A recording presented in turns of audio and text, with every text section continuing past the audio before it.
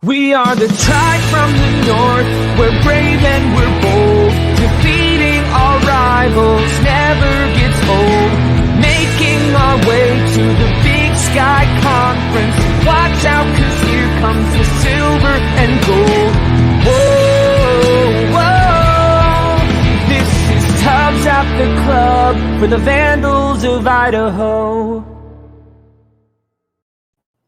Welcome back, Tribe from the North, Brave and Bold, to the official, unofficial podcast of your Idaho Vandals and the Vandals affiliate on the Big Sky Podcast Network. I'm your host, Brian Marceau, joined today by the Dream Team riding again, producer Dammer, a.k.a. Dallas Hammer, or his Christian name, Dallas Hammer. Dallas, how's it going? It is going fantastic. For our audio listeners, I am in full Rams gear right now. I'm talking Rams hat, Rams t-shirt, Rams jersey, Rams socks. Honestly, I'd be wearing Rams underwear if I wore underwear. Which you would already know about if you had subscribed to my OnlyFans, aka OnlyTubs account, which you can be a part of if you join Tubbs the Club Patreon. Go to patreon.com/Tubbs the Club to do that, and you will join OnlyTubs. But today, anyone, don't have to pay, but you could. Anyone can join us today. We're going to talk about the Janicek news. He was, of course, announced. We already did a podcast about him being announced on Saturday, but on Monday, December 20th, Janicek had his press conference. We're going to also talk about potential coaching news that we have, both about incoming and outgoing staff, when we start Around the Bar. Now, Around the Bar, brought to us by our friends at Hughes River Expedition. Dallas, first thing we're going to talk about, we're not going to replay the Janicek press conference, but if you want to, because ESPN Plus is so much damn better than Pluto, you can still watch the Janicek press conference. Ignore the sound quality because there's clearly some mic issues for the first half of it, but that's not important. It was there, but if you listen, that problem does go away. The press conference was at the ICCU arena in the alumni club, whatever the heck, the nice place where rich people get to sit. That's where the press conference was. Janicek announced as the 36th coach of the University of Idaho. We're going to react to the presser, so I'm going to just throw it to Dallas. Janicek talked about a lot of stuff. Janicek's hitting all the right notes right now. And until he wins games, this is what he can do. But Dallas, tell me, what's the story of the Janicek press conference? There's a couple different stories. Obviously, like you mentioned, he's hitting the right notes.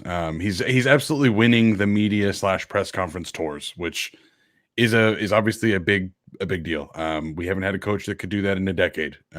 I was at and I hate to keep referencing the old coach, but I was at the Paul Petrino press conference. The energy was not the same as what I saw on ESPN Plus. The social media reactions, or now obviously Twitter was not what it is now 10 years ago, but the reaction was not this. Eck is absolutely crushing it with every single thing he says. He mentioned to me, there's two big things that he mentioned that I am in love with.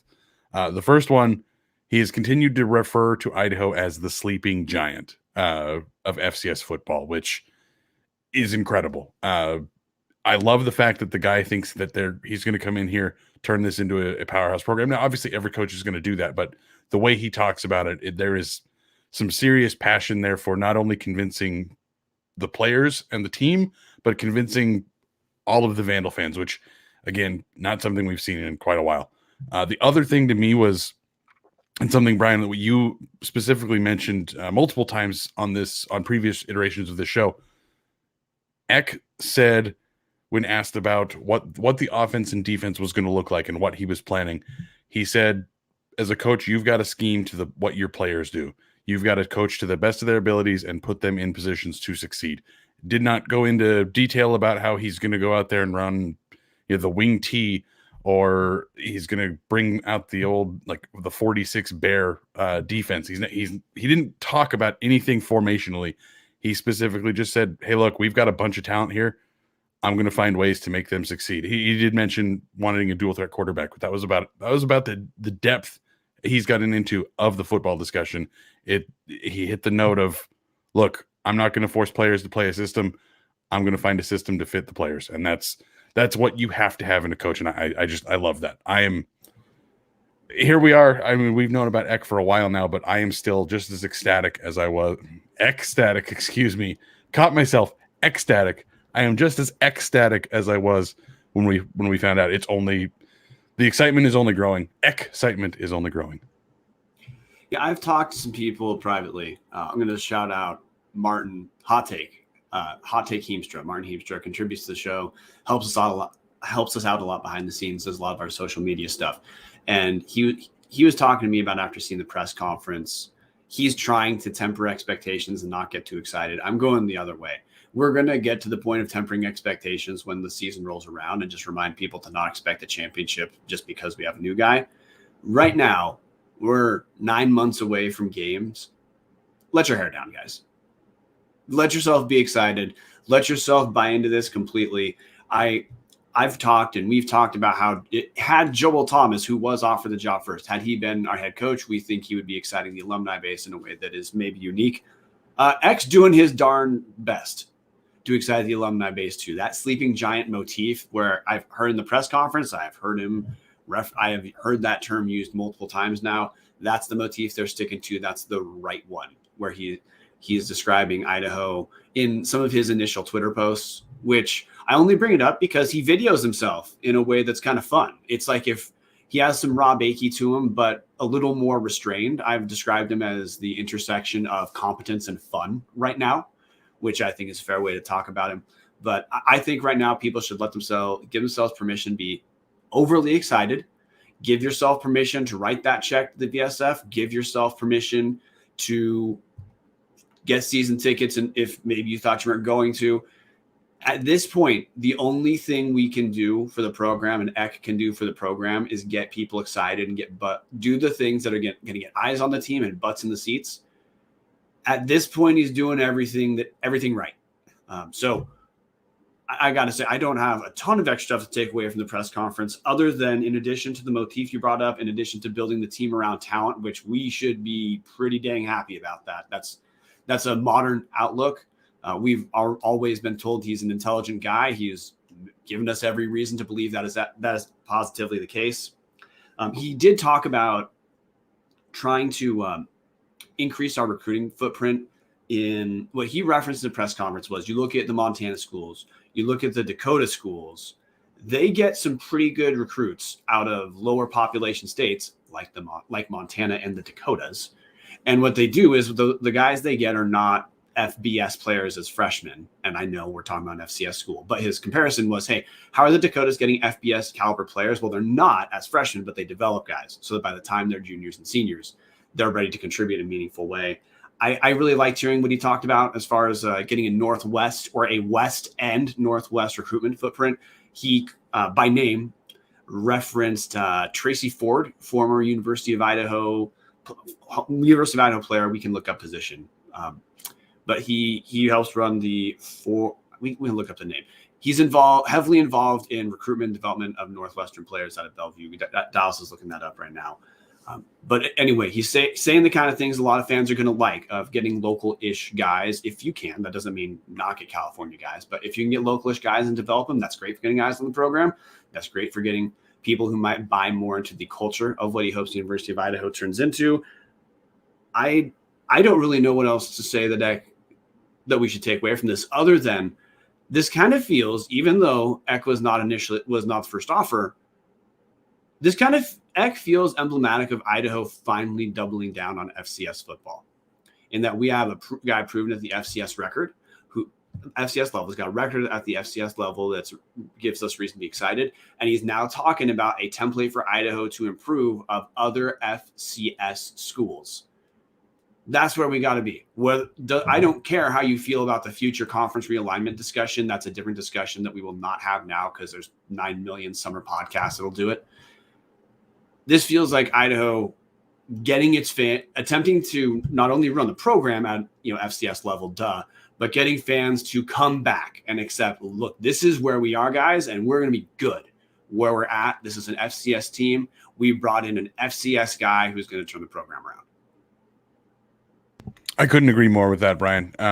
We talked about that just between the two of us sometime in the last week, that it does feel like this is the commitment to, hey, look, I know there's still plenty of people that listen to this that think FBS for life. And trust me, if there was a conference that made sense for Idaho, like half the Big Sky went up, or Idaho got an invitation into the Mountain West, or God forbid, never left the Pac, what eventually became the Pac-12.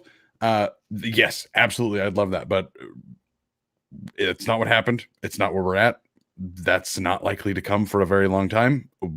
We're in the Big Sky, and we're going to be there for the foreseeable future. So commit to a guy that has proven at almost everything at this level. The only thing he hasn't proven is, can he be a head coach? And I mean, he's checking all the boxes right now. Now, I know we have a fair amount of Husky fans both involved with this podcast and that listen to this podcast. And most of them would tell you that Jimmy Lake won the press conference. I would argue he got hired specifically for the things he said about Wazoo. So that, take that kind of thing with a grain of salt. But man, I haven't been excited by an Idaho coach in a decade, and this is weird to me. For any of you that follow me on Twitter, half of my tweets in the last week have been about, I know they're silly puns about being excited, but it's true. Like it's such a weird feeling to feel excitement at the moment. Brian, you mentioned it, tempering expectations and not tempering expectations. Right now, if the season started tomorrow, I would be disappointed if this team didn't make the playoffs, just because I'm bought in. The social media from the players seem that they have bought in as well. I know Eck wasn't the first choice, but Brent Vegan was the 6th choice for Montana State, and he took that team to a pretty good spot that I'd like to be in right about now. So yeah, it's unfortunate that in some aspects that it wasn't Thomas, but I couldn't be more thrilled with Eck. And the thing with Eck, you mentioned it also, the social media presence. I know that Martin, who's largely involved with our social media presence, I know he's over the moon about the fact that Eck is on Twitter. I was going to share the selfie video he took in the Kibbe Dome, in the weight room. I don't know if we'd get DCMA'd for something like that, so I'm just not going to approach it. But if you have a Twitter account at @coach_Eck, it'll take you a couple minutes, or maybe not even a couple minutes of scrolling. You'll just scroll through a couple tweets. There's a video he put up where the day he was hired, or the day he was announced, I guess, walking into the weight room and doing a quick little selfie video about how excited he was to be here. This is just, it feels like a new era of Idaho football. And this long-winded point aside, Brian, I completely agree. This feels like the commitment to, look, we're at the FCS now. We thought we were going to compete for championships. That's what we were told was, hey, we're going to go down and we're going to go win a bunch of games. That hasn't happened. This here feels like that's what's going on. And on that same point, we have a little bit of coaching news to talk about on the new staff. Can I jump in first? I need to fact check myself. Absolutely. Okay, in the presser, Jason Eck referred to Tracy Ford by name. Reason I wanted to clean that up. Tracy Ford is the CEO of Ford Sports Performance in Bellevue. Tracy Ford played at the University of Idaho as a wide receiver, then transferred to Portland State for his final year. Also played in the CFL. He is brother of Thomas Ford, who is formerly Simon Fraser's head coach, currently an offensive analyst at University of Washington. Those guys are just reputationally huge in the Northwest for recruitment. So the fact of Eck bringing Tracy Ford up by name is a version of Eck seems pretty damn serious about recruiting in the West. He also brought up Ryan Knowles, Sandpoint High School head coach. Ryan Knowles was actually at the press conference as well. He was seated at the press conference, didn't take part in it, just present for it. Which is to say, Eck is not only talking about doing recruiting in the Northwest. He's relative to being here for the coach for a few days. He's already showing material ways where that's something he's serious about. We've had a lot of Vandals talk about that, and I think it matters to try to get people to buy in to a school to get a culture. That's part of why the Montanas and South Dakota, North Dakota schools do have a bit of seems like they have buy-in to their programs, as in kids grow up wanting to go to Montana State or North Dakota State or South Dakota State in a way that we really want that to happen for Idaho. Fact check done. Perfect. So this is a kind of weird segue to make. So obviously Tracy Ford played here at Idaho. He actually played on the teams Eck coached as an assistant back in the day. Like you said, he was a receiver.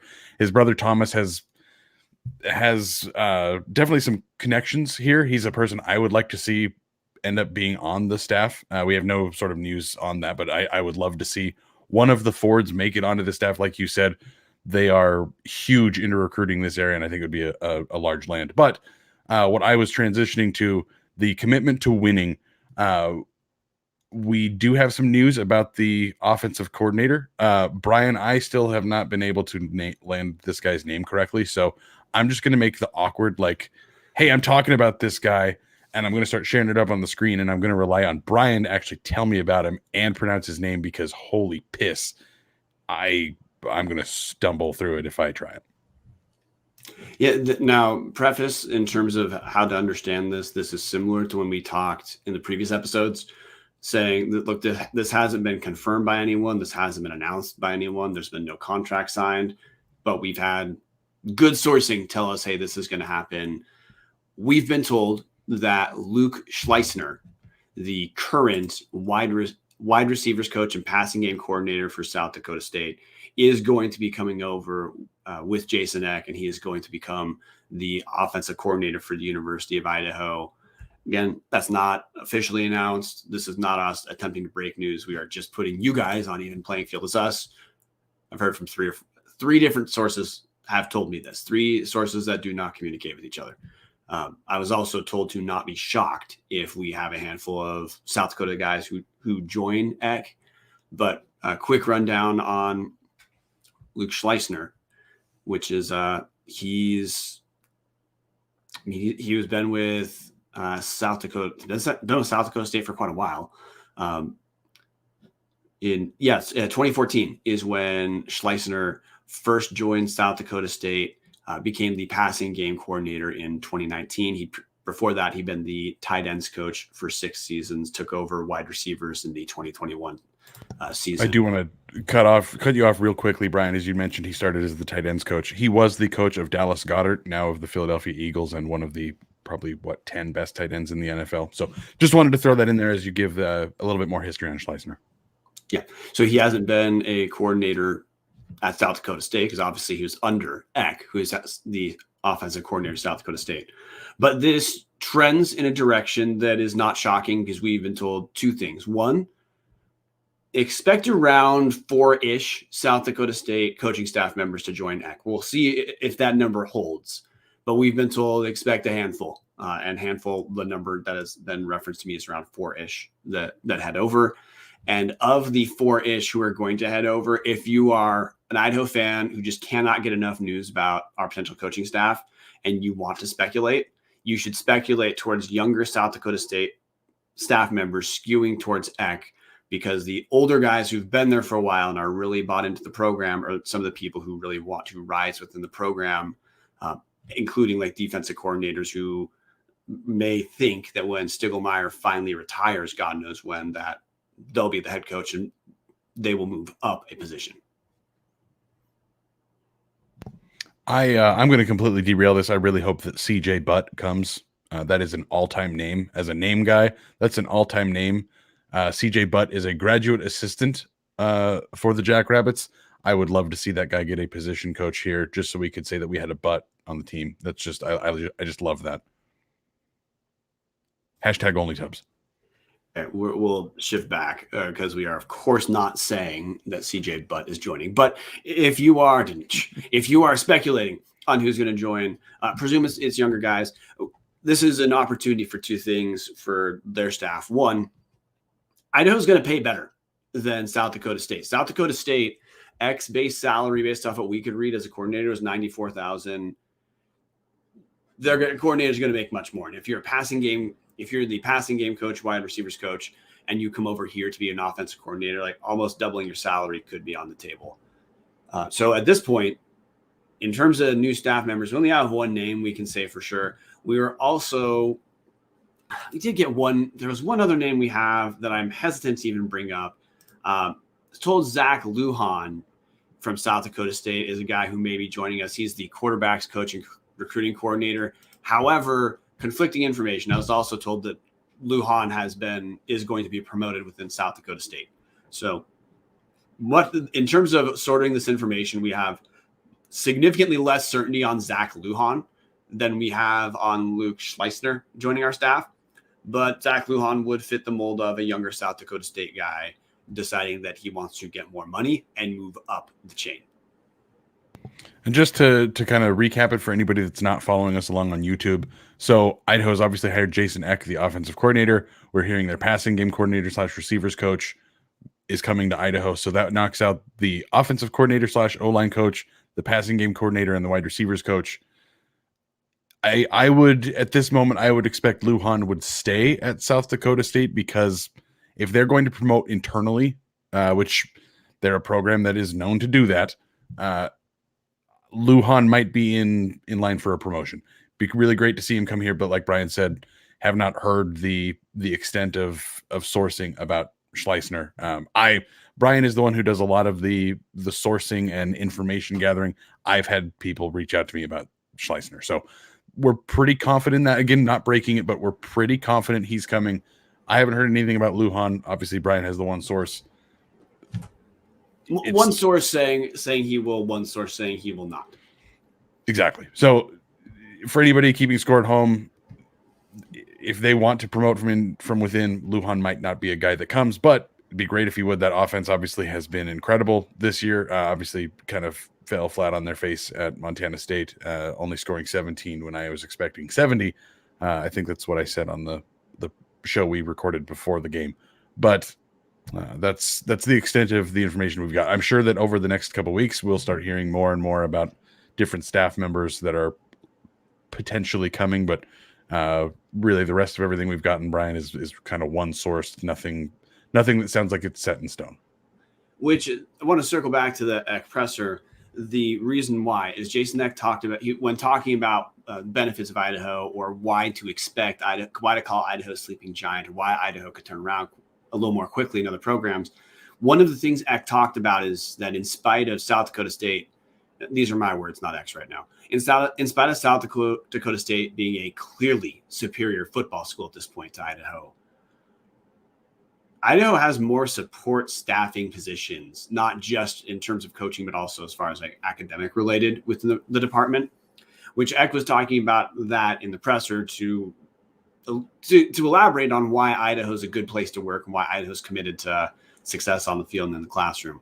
But I bring that up as another potential pull for South Dakota State guys. And with how good South Dakota State's been recently, look, they finished runner-up in the spring season, then they lose in the semis in the fall season. I'd be fine taking a handful of their staff members. But South Dakota State doesn't look like they are internally as supported as University of Idaho. We just haven't capitalized on it in a way that we need to, which is why everyone should buy into X line about Idaho being a sleeping giant. As in, I'm not saying this is a prediction, but fans right now, we should think Idaho has Sacramento State written all over it right now with the right coaching staff. We have not seen a ton of Idaho guys at the transfer portal. We've seen a few, but another thing to watch pretty quick are South Dakota State guys who hit the transfer portal, which I'm in communication with some South Dakota State reporters. Haven't got the names of South Dakota State players who've hit the transfer portal. I was told there are 2, but obviously that's worthless information if I can't tell you who they are. But that's another thing for Idaho guys to watch. You should probably follow a couple South Dakota State reporters, which I will name in a second. But that's closing out the news we have right now on potential Idaho hires. Dallas, we also have news about we had some ends that need to be tied off. Paul Petrino's gone, but Paul Petrino had other coaches. Dallas, we at least have information about what's happening with his coaching staff. Exactly. So for anybody that's super Twitter savvy or follows any of the previous coaching staff, Price Tracy, I don't remember what his handle was before, but it's Coach P. Tracy now. I do believe there was something Vandals tied in that. His bio has been updated. It no longer mentions Idaho coaching. He even tweeted out free agent ball coach. So pretty clear that Price Tracy's not coming back. Price Tracy being the recruiting coordinator and running backs coach the last few seasons. I think it was his second year as the running back / recruiting coordinator. And then before that, he was a grad assistant, if I remember correctly. So I think 3 seasons on staff. Could have been 2. I might be wrong about that. Talking live without looking at it. However, what this means is, I think one thing most Vandal fans can agree on is the last coaching staff crushed it in recruiting, consistently put a good class together, and the running backs, while statistically were not fantastic last year, I think just based on the amount of injuries that went through the program, the running back position was definitely one of depth and strength for Idaho.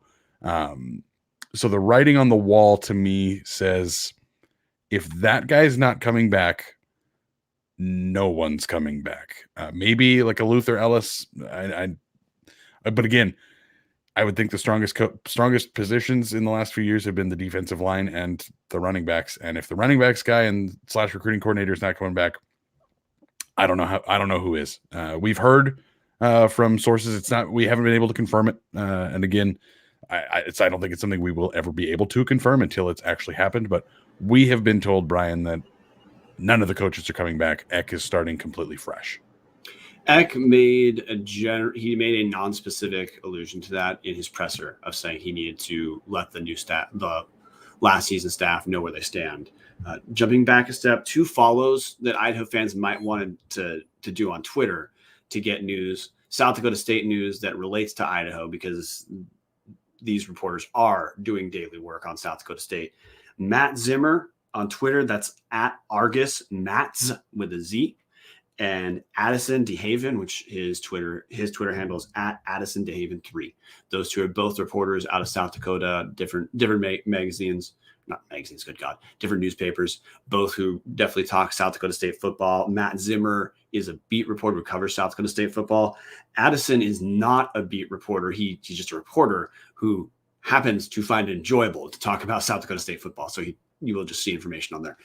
But yeah, what you talked about, Dallas, it shouldn't be a shock that, look, as much as 2 points about this. One, as much as we do like some of the supporting staff Paul Petrino had, it's not shocking at all that on a losing staff, the staff turns over. Now that isn't an indictment of any of the position coaches, because look, Jason Eck was a position coach on a staff that got fired, Tom Cable. Well, look, Jason Eck was obviously fine. Tom Cable didn't get fired because of Jason Eck. Tom Cable got fired because of Tom Cable. Ditto Paul Petrino. Dallas is going to fact check me. Correction. Eck was on the Nick Holt and Dennis Erickson staffs. 2004 to 2006. Thank God for that fact check. But I'm going to double down on the whole point of coaches get fired, and position coaches get fired for no fault of their own whatsoever, especially when their head coach gets fired. So Dallas, thank you for that fact check on Eck not being part of the Tom Cable era, which, I mean, I already felt great about Eck, but now I feel like 0.001% better. But anyway, this isn't meant as a slight to any of the guys who coached Idaho the last few years, like, for example, Luther Ellis. It's just, look, Eck is running his own show. He'll want his own guys. We were told that's why Montana State had to dig so deep before they got Brent Vegan. Now, of course, it's worked out for Montana State to get Brent Vegan. They're in the championship on January 8th. But one of the contention points of some of their other candidates is Montana State really wanted the continuity of their assistant coaches to stay. Now, there were some guys that turned over, like Kane Ione is the DC at Boise State. He had been the DC under Choate at Montana State. But of the guys who stayed there, Montana State was more adamant about keeping them there. Most schools, and that's why they had to dig so deep to get Brent Vegan, which is fine. But most schools, coach is going to say, hey, I want my guys. If there's guys I keep, it's because I decide I want them. But big picture, the staff's turnover. That's the direction it looks like we're going to get in Idaho, which sucks for the guys who lose their jobs. So all I can say is at this point, if it is correct, there are more people like Price Tracy, and we should probably expect there will be more people like Price Tracy.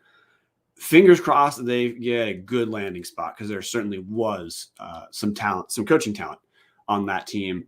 It was the end result didn't work the way it did, and that's why we potentially have the turnover we will. Exactly. And that's, I mean, it's easy to be frustrated with what happened over the last, 4 years or so of Idaho football. But at the end of the day, like, These are human beings that have all just lost their jobs or are pending losing their jobs right at the holidays. Like it's tough, it sucks, and I do hope that they all land on their feet. You know, there might be one or two that stick around, or maybe the not necessarily coaching staff guys, like the director of video and the director of operations. Those kind of guys might stick around. I know in the past when I was in TV, you'd see like Akey's staff leaves.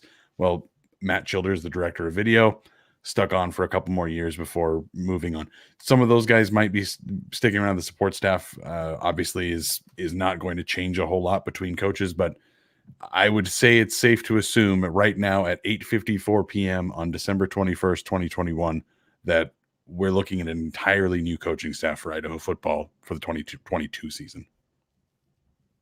Yeah, I'd say that's the safest gamble. And that's most of the heart of, I'm going to call it hard news. Like I said, this isn't confirmed. This is best information indicates. Brian only talks about hard on OnlyFans.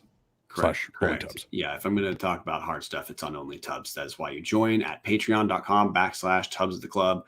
Our Discord is officially called OnlyTubs. If you want that in your life, sign up.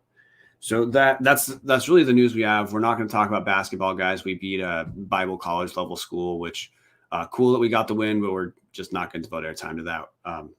Happy for the guys that got a win, but I'm not going to devote time to talking about Idaho beating a school with less than 100 enrolled undergraduates. Dallas, we're essentially closing out the new coaching talk, but circle back. I guess I want to hear your, just a little bit more your reaction to what you've seen, both from university, both from Ek on social media, both seeing Ek in video. You were pretty dang excited when the announcement was given on Saturday. And by the way, I mean, you're excited when I told you, I knew on Wednesday that it's going to happen. What's your level now? Is your excitement for Vandal football, is it going up since the announcement day? Is it treading? Is it going down? Where are you at a few days after the announcement? To keep the OnlyTubs thing going, my hard on for Idaho football has only grown. I am more excited now, than I was last week. It's been 6 days now that you found out and informed the rest of the Tubs team. I could not be more thrilled about this hire. The guy is saying and doing all the right things, which yes, that's what he's got to do right now. But we've seen it before with other coaches that didn't give a single shit about nailing the PR aspect of the hire. And Ek is one of my favorite Twitter follows already. He's quote tweeting Bro Bible about an article saying that if you took a blank piece of paper and asked someone to draw the head coach at Idaho, you would draw a guy that looks like Ek. He's retweeting it and talking about, hey, you guys need to get season tickets. And it's just, I am so excited about this guy. It feels like Idaho has stepped into the modern era. I am personally really thrilled. And Brian, I know you have a soft spot for Aaron Best in your heart already, as do I, for completely different reasons. He was one of the few coaches to ever actually learn my name when I was in TV. So that was actually really cool, going out to Eastern and Aaron Best be like, hey Dallas, how you doing? Like, oh, hey, shit, that you know my name? That's weird. Most people just say F face at me, and that's usually how they get my attention. Anyways, Aaron Best is known for being salty, I would say, with Idaho on Twitter. I think Ek is probably going to lean into that, and we might have a little bit of fun banter with him and maybe Coach Barnum 69 on Twitter. It's going to be weird. The next the season is going to involve a coach that not only wants to win, but also kind of wants to have a little bit of fun with it too, which fun is not a word that I've had associated with Idaho football in a long time. And at least if they start losing, I think it's going to be fun. And that's all that matters. Said it earlier, the only thing we can judge Ek on right now is his previous performance at South Dakota State, which is obviously good. And what is he doing with his initial steps? He's going to be recruiting his staff. He's going to be recruiting players. We'll get to judge that or be excited about that when it happens. Side note, I don't usually judge recruits too much because we have no idea if they're going to be any good till they play. But anyway, that's a thing that's going to have to be ongoing relatively soon. We're in the dead period for recruitment. So, of course, we're not going to have a ton of news there for a little bit. Coaching staff's fair deal.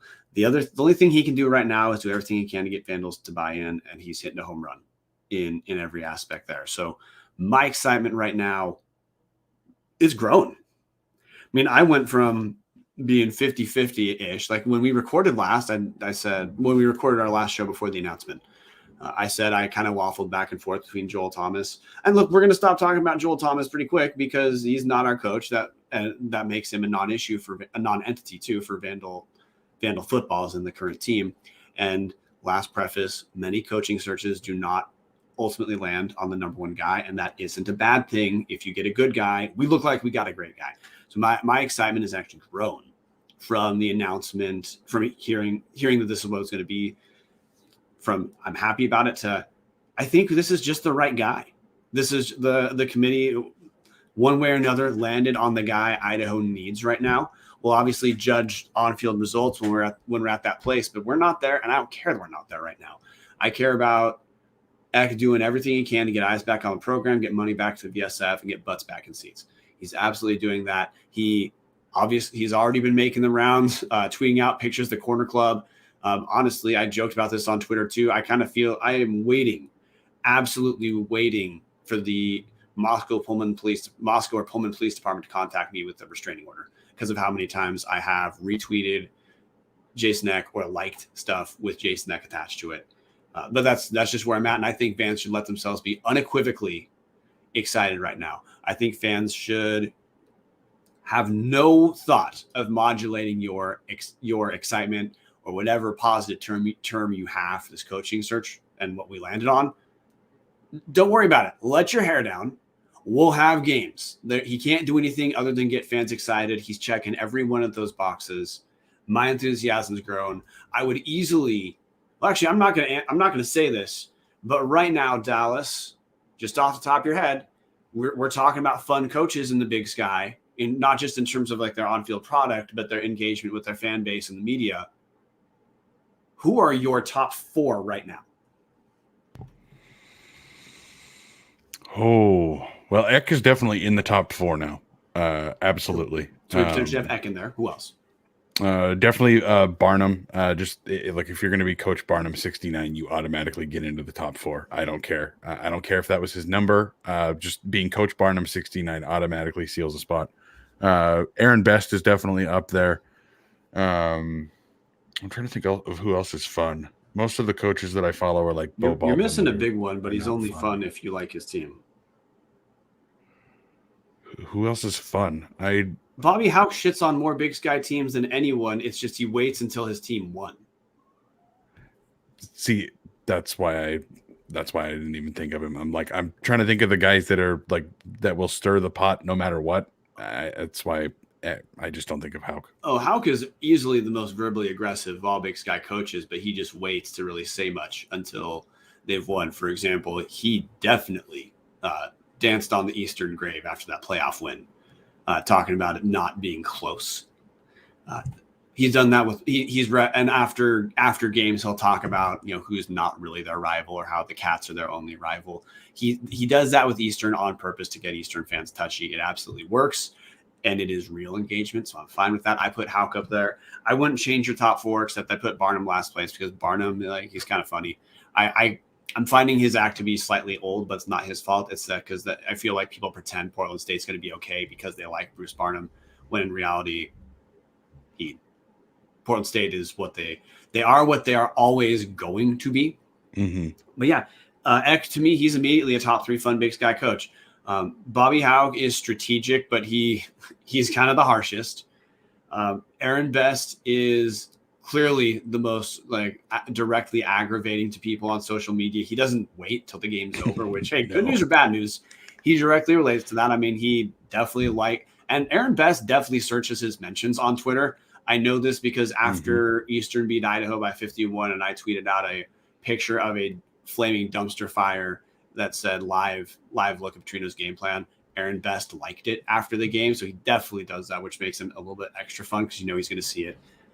Jason Eck, he's been clear that he views this as a version of recruitment, in that he isn't at this point doing the stuff that you'd call like antagonistic, and he's clearly trying to get positive attention on Idaho, and he doesn't have games to be referencing in an antagonistic way anyway. So right now, he's fun in that way. He's fun in like he will directly try to engage you type of way, which is different than Bobby Hauck or Aaron Best. But yeah, he's top 4 to me easily. I don't even know who 5 would be, but Eck, to me, I'd put Eck at number 3 right now. He's my favorite type, because he's what we need to improve to get butts and seats. But yeah, top, no question, man. He's top 3. So I have a couple of different things I want to round off real quick. Talk shit after you've won, great. Any jackass can do that. That's why I didn't consider Hauck. Like Nick threw into the comments, does that mean Twitter doesn't count after Montana loses? It definitely does not. At least to Hauck, and that's why I didn't even think about him. But I wanted to circle back just to the Joel Thomas thing one last time, because Nick, for those who don't know, Nick has been one of our Patreons since I think like day one. One of the longest supporters of Tubs of the Club. I think, Nick, it's probably fairly well to say, or it's fair to say you're pretty well connected in the Idaho world.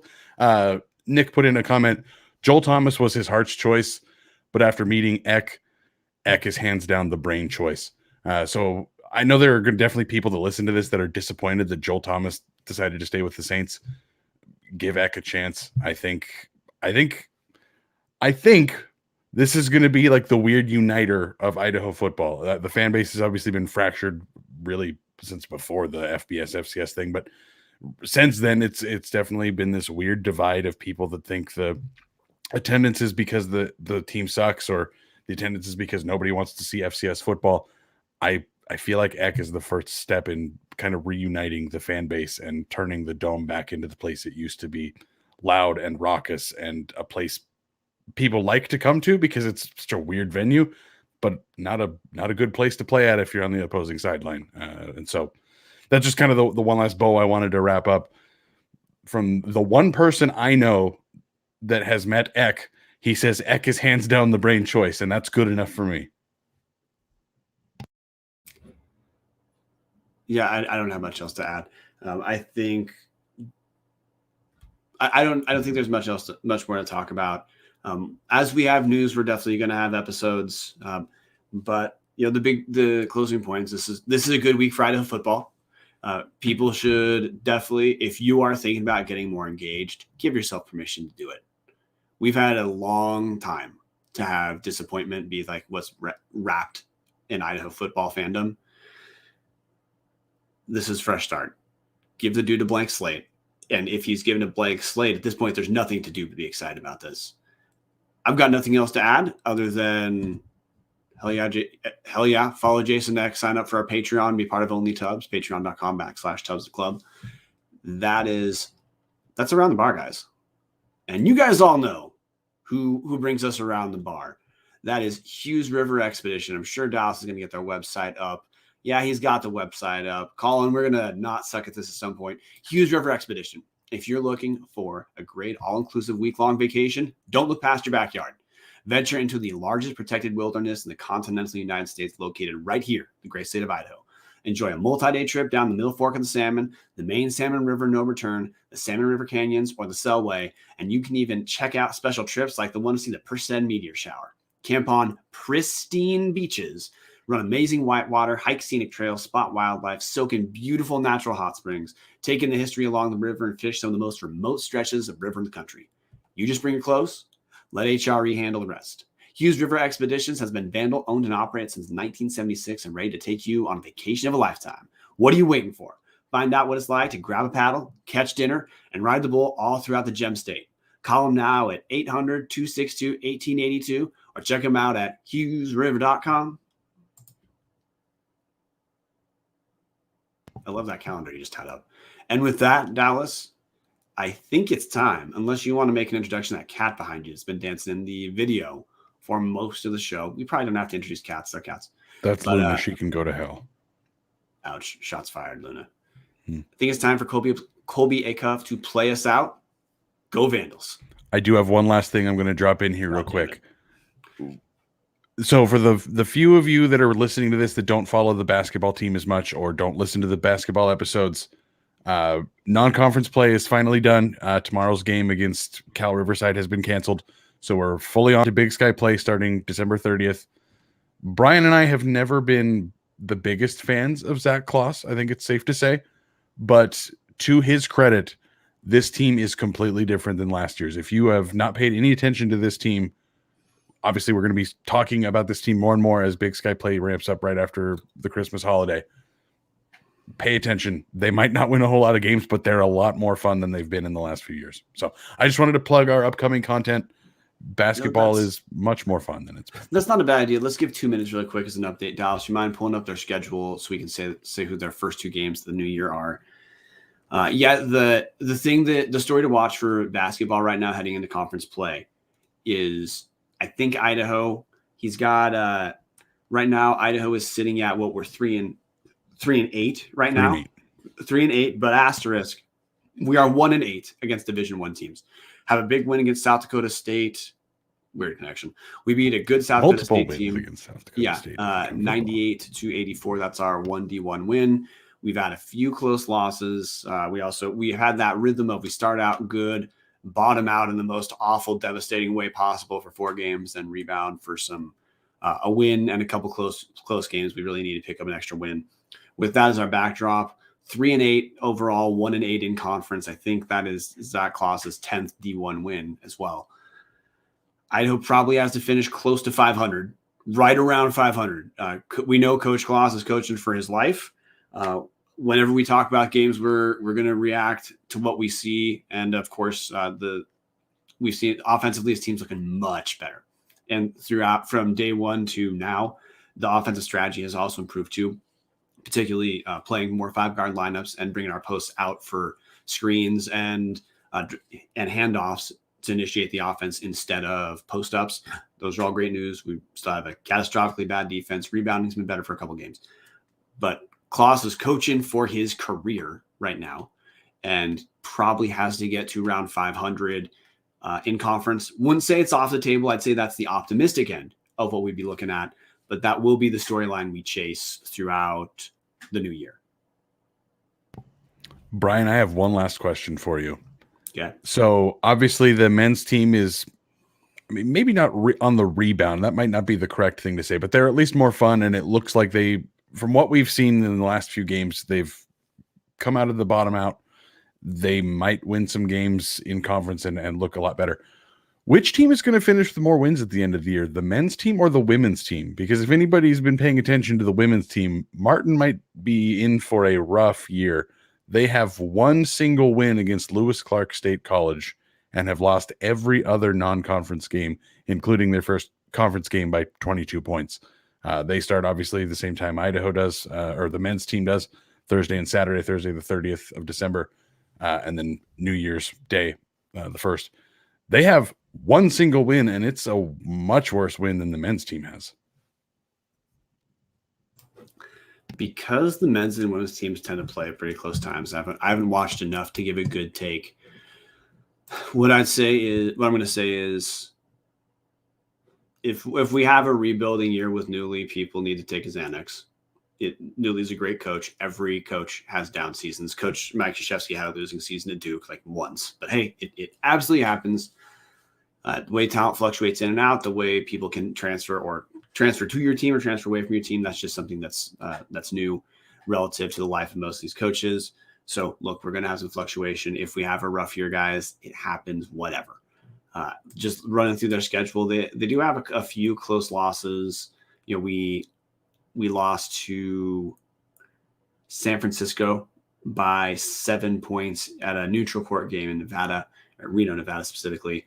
We lost to University of Nevada in a quote-unquote, certainly not a neutral court game, is in Reno, Nevada as well. Lost to them by 1. So there are some close games built in, but there are also a good amount of double-figure losses as well. So I can't tell you what the outlook is. I will say just on paper, the men's teams look a little bit more competitive, but the women's team, if you run through their schedule, it's it's been relatively tough. I mean, we did hang in okay with WSU, lost by 14, which is, we're in the world of moral victories if you talk about 14-point loss being okay.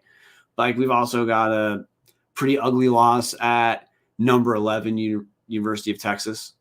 We have a pretty ugly loss against Oregon State. Well, they're a Pac-12 team. This is a team that we'll see what the turnaround is like in Big Sky play. Nick Weber says women's basketball feels like a reload with some surprise upperclassmen player departures last offseason. Entirely possible.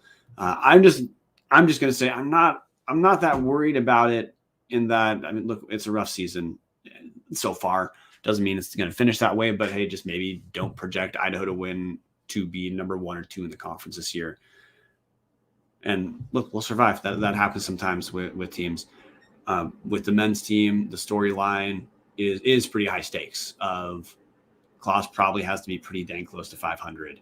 And those first 2 games opening at Northern Arizona and at Portland State, I think those are 2 pretty dang important games for this team.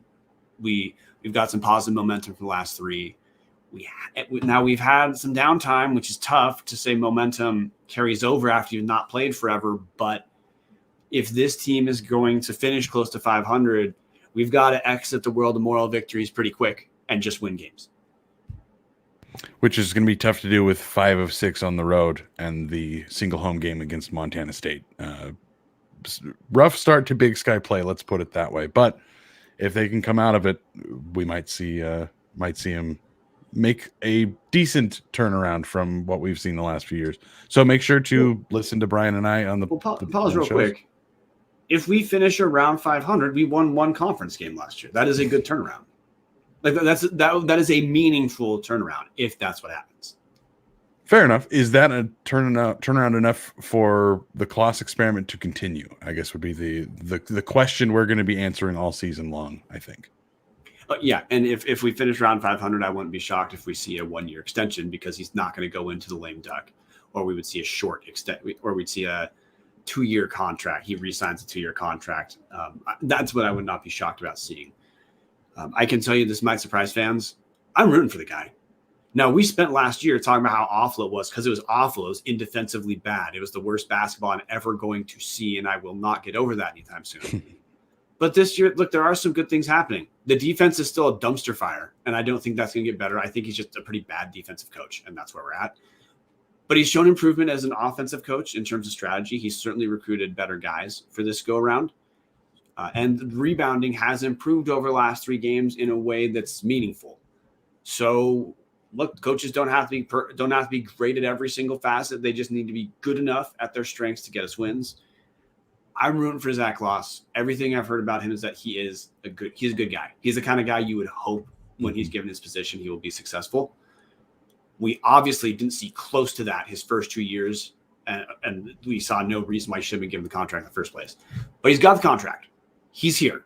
He's shown some improvement on the team. Fingers crossed for the guy. I wouldn't bet on Idaho getting to 500 conference play at this point. But I do think it's a proposition close enough that it's worth tuning into this team to see. Mm-hmm. Couldn't agree more. All right, filibuster aside. That's around the bar. Thanks for coming, guys. We're going to have Colby and Cuff play us out for the second time tonight. Go Vandals. Go Vandals. So raise your glass and have a drink with me. Here's to the Vandals in the crowd. I'll just